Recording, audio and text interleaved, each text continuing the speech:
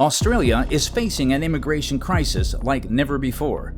In the wake of a devastating conflict, thousands of Palestinians fleeing Gaza sought refuge in Australia, only to be met with rejection. Over 7,000 visa applications were denied, while during the same period, Israeli citizens saw a significantly higher approval rate. This stark contrast raises pressing questions about Australia's immigration policies and its approach to Muslim immigrants. What's driving these decisions? Is it truly about protecting national security, or is there a deeper issue at play? As political figures like Peter Dutton push for an outright ban on visas for Palestinians and Muslims from Gaza, the debate intensifies. Should Australia close its doors completely, or does this stance risk isolating those who need help the most? Welcome to Anywhere Diary. In this video, we'll uncover the policies behind these decisions, the public's reaction, and the potential long-term consequences. In this video, we'll break down what's happening, why it's happening, and what it means for the future of Australia's immigration policies. You won't want to miss this. Australia has taken significant steps in recent years to restrict Muslim immigration, driven by concerns over national security and social stability. The government believes that limiting Muslim immigrants can help prevent chaos, riots, and potential radicalization, which they see as happening in parts of Europe. Here's a breakdown of what Australia has specifically done to enforce these measures. The conflict in Gaza took a horrifying turn on October 7, 2023, when Hamas launched an attack on Israel. As the situation escalated, thousands of Palestinians scrambled to flee the violence, hoping to secure visas to countries like Australia. However, of the 10,000 visa applications submitted, 7,000 were denied. These people were left in limbo, desperate for a safe place to go. Now, let's look at the numbers for Israeli applicants.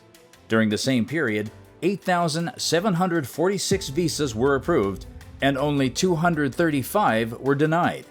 This stark difference has raised eyebrows. Why such a contrast? Is it purely based on security concerns, or is there something else influencing these decisions? But it doesn't stop there. Opposition leader Peter Dutton has taken the conversation even further, calling for a total ban on visas for Palestinians and Muslims from Gaza. He argues that letting refugees from this conflict zone into Australia poses too great a risk to national security. But here's the thing. This proposal has split the country. On one side, you have people supporting Dutton's stance, believing it's a necessary move to protect Australia from potential threats. But on the other side, critics are calling it discriminatory and even inhumane, turning away people in desperate need of help. What do you think? Does security justify such drastic measures, or is this a step too far? We'll dig deeper into these questions and explore the broader impact of these policies as Australia faces one of its most pressing immigration challenges. Keep watching to understand what's really at stake. Australia has justified its Muslim immigration restrictions by pointing to the unrest and violence occurring across Europe. Countries like France, Germany, and Sweden have faced issues related to Islamist extremism, including riots, violent protests, and incidents of terrorism. The Australian government sees these as direct consequences of lax immigration policies that allowed large numbers of Muslim refugees into Europe without adequate vetting. Australian politicians, particularly Peter Dutton, have been vocal in citing Europe's struggles as a cautionary tale. They argue that unchecked Muslim immigration leads to social fragmentation, heightened crime rates, and ethnic tensions. By enforcing strict immigration controls, Australia hopes to prevent similar chaos from unfolding on its own soil. Australian authorities believe that by limiting Muslim immigration, they can avoid the potential for cultural clashes and economic strain seen in Europe. The focus is on preserving the country's social harmony and preventing radicalized individuals from entering the country and influencing local Muslim populations. When it comes to national security, Australia isn't taking any chances, especially with respect to Muslims fleeing conflict zones. But why? The Australian government sees individuals from these regions, particularly those connected to places like Gaza, as potential threats. The fear is that some might have associations with groups like Hamas, which the government views as a terrorist organization. But here's where things get even more complex. Are all these refugees truly a security risk, or is this a case of guilt by association? With so many visa rejections, there's no doubt that the government is taking a hard-line approach. But is it based on real evidence or just fear? The stakes couldn't be higher. National security versus humanitarian responsibility. It's a battle Australia is wrestling with, and the decisions made today will have lasting consequences. This isn't the first time Australia has faced these questions. The country's relationship with Muslim immigration has a long and often complicated history. From the early 2000s, when the war on terror shaped immigration policies, to more recent refugee crises, Australia has had a pattern of tightening its borders in response to perceived threats. Do you remember the controversial Tampa affair in 2001? That was a turning point. Muslim refugees from Afghanistan were refused entry, sparking a nationwide debate about security and compassion. Fast forward to today, and the echoes of those same concerns are still driving policies. Has Australia's stance changed, or are we seeing history repeat itself? One of the biggest questions around Australia's immigration policies is, how effective is the vetting process?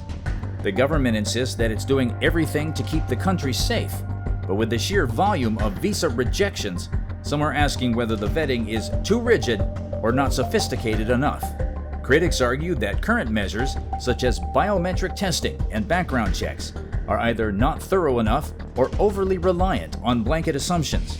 Are these processes catching actual threats, or are they blocking out innocent people who just want a chance at a better life? It's a fine line. Security vetting is crucial, but is it being used as a cover for stricter policies against Muslim immigrants? The tension between keeping Australia safe and maintaining fair and just immigration policies continues to fuel debate. How far is too far when it comes to protecting a nation? Keep watching, because what we uncover next might just surprise you. On the political front, leaders like Peter Dutton and other conservative figures have pushed for even tougher immigration restrictions, arguing that this approach will help Australia avoid the chaos and riots experienced in places like France and Germany, where high levels of immigration have coincided with incidents of Islamist extremism and social tensions. This hardline stance has found considerable support among Australians who believe that prioritizing national security is essential for preserving social peace. With increased background checks and stricter vetting processes for Muslim-majority countries, Australia's policies are seen as a way to preemptively protect the country from internal strife, much like the turmoil happening in parts of Europe. These measures continue to evolve, and future policies may further restrict Muslim immigration as public sentiment and political pressure remain in favor of these actions. In recent polls, public opinion in Australia continues to show strong support for restricting Muslim immigration. According to data from the Lowy Institute and other sources, around 49% of Australians favor a complete or partial ban on Muslim immigrants, particularly from conflict zones like Gaza. This sentiment is largely driven by concerns about national security, cultural cohesion, and fears of events similar to the unrest seen in Europe. Many Australians see strict immigration control as a necessary measure to protect the country from potential threats such as extremism or social disorder, which have been linked to large-scale Muslim immigration in certain European nations. Public opinion is a reflection of the stories people are told, and when fear dominates the headlines, it's no wonder many Australians feel uneasy about welcoming Muslims from war-torn regions. This combination of political backing and public support ensures that Australia's immigration policies will likely continue along this hardline trajectory, with an emphasis on preventing any potential disruptions from Muslim immigration. The Australian government hasn't held back when it comes to tightening border security. In recent years, we've seen a ramping up of stricter visa vetting, especially for applicants from Muslim-majority countries. The message is clear. Australia is prioritizing national security above all else. Specific actions, like increased background checks and more frequent biometric screenings, are just the tip of the iceberg. These policies are not just about managing who enters the country, they reflect a broader strategy of limiting immigration from regions seen as high risk. But where does it end? What further measures could be on the horizon? What comes next for Australia's immigration policies regarding Muslims? Given the current trajectory, it's likely we'll see even stricter measures implemented in the near future.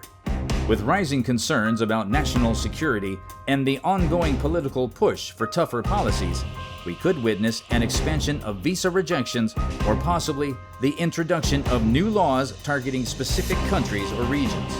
But will these policies lead to backlash? Could the growing humanitarian concerns force the government to reconsider?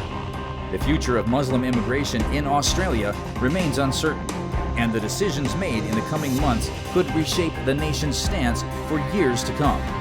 How does Australia's stance on Muslim immigration compare with other Western countries? Nations like the United States, United Kingdom, and France have faced similar dilemmas, implementing their own restrictive policies. But Australia's hardline approach seems particularly sharp, with its clear focus on preventing immigration from Muslim-majority conflict zones. Other countries have introduced refugee resettlement programs or made concessions for those fleeing violence. In comparison, Australia's policy appears more rigid, raising the question, is Australia standing alone in this approach? And if so, what are the global implications of taking such a hard-line stance? In recent years, Australia has reduced its refugee intake significantly, with a noticeable impact on Muslims from war-torn regions. By setting stricter eligibility criteria and prioritizing non-Muslim refugees from conflict zones, Australia has been able to minimize the number of Muslim refugees entering the country. This is part of a broader strategy to address security concerns while maintaining cultural cohesion. Supporters of these limitations argue that accepting large numbers of Muslim refugees could lead to cultural clashes and strain social services, much like the situation seen in France and Germany. In those countries, large influxes of Muslim refugees have resulted in ethnic tensions, riots, and radicalization in some areas. Australia's approach is seen as a way to avoid such social chaos. Furthermore, by narrowing the definition of who qualifies for humanitarian assistance, Australia effectively reduces the risk of accepting refugees who might harbor extremist views. This method ensures that only those who meet strict security requirements are admitted. The strategy of limiting refugee quotas is popular among those who believe that Australia's cultural identity must be preserved, and that the government should focus on selective immigration that benefits the country economically and socially. For supporters of these measures, limiting Muslim immigration is not just a matter of security, but also about maintaining social harmony. They argue that the policies in place reflect Australia's commitment to protecting its citizens from potential threats, while avoiding the mistakes of Europe, where large-scale immigration from Muslim countries has led to unrest and violence. In the broader context, Australia's anti-Muslim immigration policies are viewed as essential to ensuring the country's peace and stability. Conflicts in the Middle East, such as those in Syria, Iraq, and Gaza, have played a major role in shaping Australia's immigration policies. As violence escalates in these regions, the influx of refugees increases.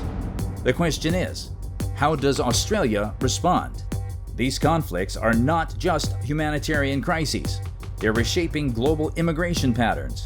For Australia, the fear is that the chaos in these regions could spill over in the form of radicalization or security risks. But are these fears warranted, or are they being amplified by political rhetoric? Within Australia, domestic politics also play a major role in shaping the country's immigration stance. Economic considerations, such as job availability and infrastructure, often fuel fears about overpopulation or strain on resources, particularly in urban centers. Meanwhile, security incidents, both globally and locally, can push public sentiment towards more restrictive measures. In an atmosphere where fear often dominates the narrative, political leaders leverage these concerns to tighten immigration laws. But how much of this is about genuine security threats, and how much is about maintaining political power? The connection between domestic policy and immigration is undeniable, and it continues to evolve with each new development. With these factors at play, Australia's stance on Muslim immigration becomes not just a policy decision, but a reflection of the nation's identity and priorities. What will this mean for the future of the country? Stay tuned, because the issue is far from over. The issue of Muslim immigration in Australia is deeply complex, with no easy answers. The balancing act between national security and humanitarian obligations continues to divide the nation. The debate is far from over, and the stakes couldn't be higher. Australia's current policies could have lasting impacts, not only on its domestic society, potentially increasing social division, but also on its international reputation, particularly with Muslim-majority countries. The future hinges on the decisions made today. If you're interested in more updates and insights on immigration issues, be sure to subscribe to the channel. Stay informed and join us for future discussions. We want to hear from you. Share your thoughts on Australia's approach to Muslim immigration in the comments below. Do you believe these policies will help preserve the country's security and peace, or are they creating more division? Also, don't forget to like this video if you found it insightful, subscribe to our channel, and turn on notifications to stay informed about future discussions on immigration and other key topics. Make sure you don't miss our next update. Let's keep the conversation going. Your voice matters.